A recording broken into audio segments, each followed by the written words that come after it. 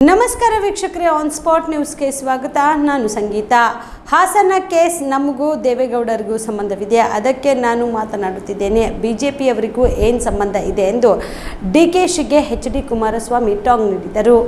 ಎಚ್.ಡಿಗೆ ಸೀಮಿತ ಕಳೆದುಕೊಂಡಿದ್ದಾರೆ ಎನ್ನೋ ಡಿಕೆಶಿ ಹೇಳಿಕೆ ವಿಚಾರವಾಗಿ ಕಲಬುರಗಿಯಲ್ಲಿ ಸುದ್ದಿಗಾರರೊಂದಿಗೆ ಮಾತನಾಡಿದ ಅವರು, ನಾನು ಸೀಮಿತ ಕಳೆದುಕೊಂಡಿದ್ದೇನೆ, ಅದಕ್ಕೆ ನಾನು ಹೀಗೆ ಮಾತನಾಡುತ್ತಿದ್ದೇನೆ. ಅವರು ಚೆನ್ನಾಗಿದ್ದಾರೆ. ನಿನ್ನೆ ಓರ್ವ ಹೆಣ್ಣು ಮಗಳ ಕೈಯಲ್ಲಿ ಜಡ್ಜ್ ಮುಂದೆ ಹೇಳಿಕೆ ಕೊಡಿಸಿದ್ದಾರೆ. ಅದು 2001ರಲ್ಲಿ ಆಗಿದ್ದ ಪ್ರಕರಣ. ಜಡ್ಜ್ ಮುಂದೆ ನಡೆದ ವಿಚಾರ ಮಾಧ್ಯಮಗಳಿಗೆ ಹೇಗೆ ಸೋರಿಕೆ ಆಯಿತು? ತನಿಖೆಯ ಮೂಲಕ ಸಂತ್ರಸ್ತೆಗೆ ನ್ಯಾಯ ಕೊಡಿಸೋದು ಇವರಿಗೆ ಬೇಕಾಗಿಲ್ಲ. ಕಾಂಗ್ರೆಸ್ನವರಿಗೆ ಪ್ರಚಾರ ಮುಖ್ಯ ಆಗಿದೆ. ಗನ್ ಪಾಯಿಂಟ್ ಅಂತೆ, ಅದು ಅಂತೆ, ಇವೆಲ್ಲ ಹೇಗೆ ಮಾಧ್ಯಮಗಳಿಗೆ ಸೋರಿಕೆ ಆಯಿತು ಎಂದರು. ನಾಯಕ ಆಗ್ಬೇಕು ಅನ್ನೋ ಇದ್ರೊಳಗೆ ಬೇರೆ ಯಾರಾದ್ರೂ ಈ ತರ ದೇವರಾಜ್ ಗೌಡರು ಬಹಳ ಕ್ಲಿಯರ್ ಆಗಿ ಹೇಳಿದ್ರು ಸರ್. ಸಾಕ್ಷಿಗಳಿದ್ದಾವೆ, ಕುಮಾರಸ್ವಾಮಿ ಅಣ್ಣವ್ರ ಹತ್ರ ಇದ್ದಾವೆ, ಮಾತಾಡ್ತಾರೆ. ಇದರಿಂದ ಈ ವಿಷಯವನ್ನು ಇಟ್ಟುಕೊಂಡು ಒಕ್ಕಲಿಗರ ನಾಯಕತ್ವ ಪಡೆಯೋದಿದೆಯಲ್ಲ, ಅದೆಲ್ಲ ಭ್ರಮೆ. ಈ ವಿಷಯಗಳನ್ನು ಇಟ್ಟುಕೊಂಡು ಯಾವುದೇ ಕಾರಣಕ್ಕೂ ಒಕ್ಕಲಿಗರ ನಾಯಕತ್ವ ಆಗಲಿ, ನಾಯಕತ್ವದ ಹಿನ್ನೆಲೆನೇ ಇಲ್ಲ ಅವರಿಗೆ. ಆ ಸಂಸ್ಕೃತಿಲಿ ಬಂದವರೇ ಅಲ್ಲ.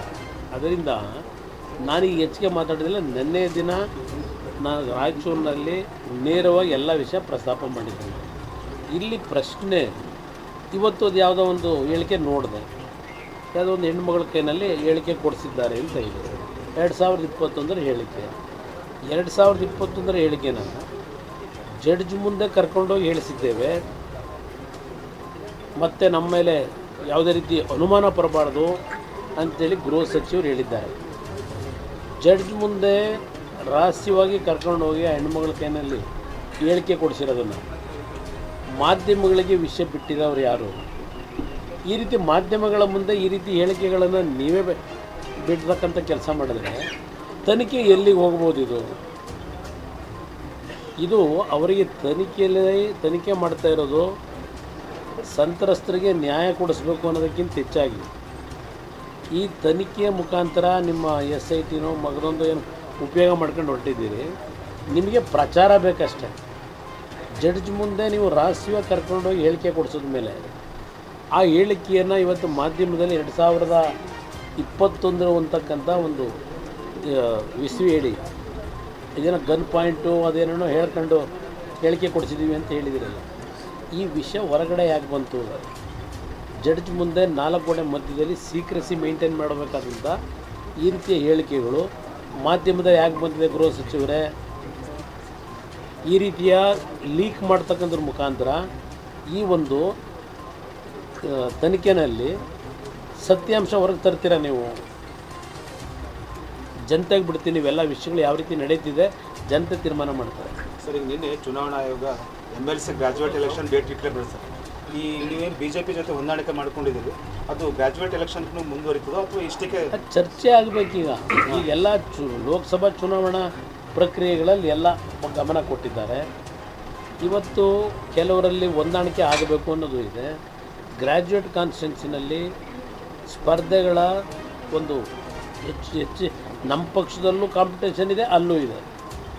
ನಾವು ಚುನಾವಣೆ ನಿಲ್ಲಬೇಕು ಅಂತೇಳಿ ಇದು ಅಂತಿಮವಾಗಿ ಇನ್ನೊಂದು 3-4 ದಿನಗಳ 7ನೇ ತಾರೀಕಿನ ನಂತರ ಕೂತು ತೀರ್ಮಾನ ಮಾಡ್ತೀವಿ. ಸರ್, ಜಿಲ್ಲೆಯಲ್ಲಿ BJP ಕ್ಯಾಂಡಿಡೇಟ್ಗೆ ಜನತಾದಳದ ಕಾರ್ಯಕರ್ತರನ್ನ, ಜನತಾದಳದ ಮುಖಂಡರನ್ನ ಚುನಾವಣೆ ಕರೀತಾ ಇಲ್ಲ ಅಂತೇಳಿ ಒಂದು ಇದಿದೆ ಸರ್. ಆ ಎಲ್ಲ ವಿಷಯಗಳು ನಿನ್ನೆ ಚರ್ಚೆ ಮಾಡಿದ್ದೇವೆ. ಇನ್ನು 3 ದಿನ ಎರಡೂ ಪಕ್ಷಗಳ ಕಾರ್ಯಕರ್ತರು ಇವತ್ತು ಪರಸ್ಪರ ಒಂದು ವಿಶ್ವಾಸದಿಂದ ಕೆಲಸ ನಿರ್ವಹಣೆ ಮಾಡ್ತಾರೆ.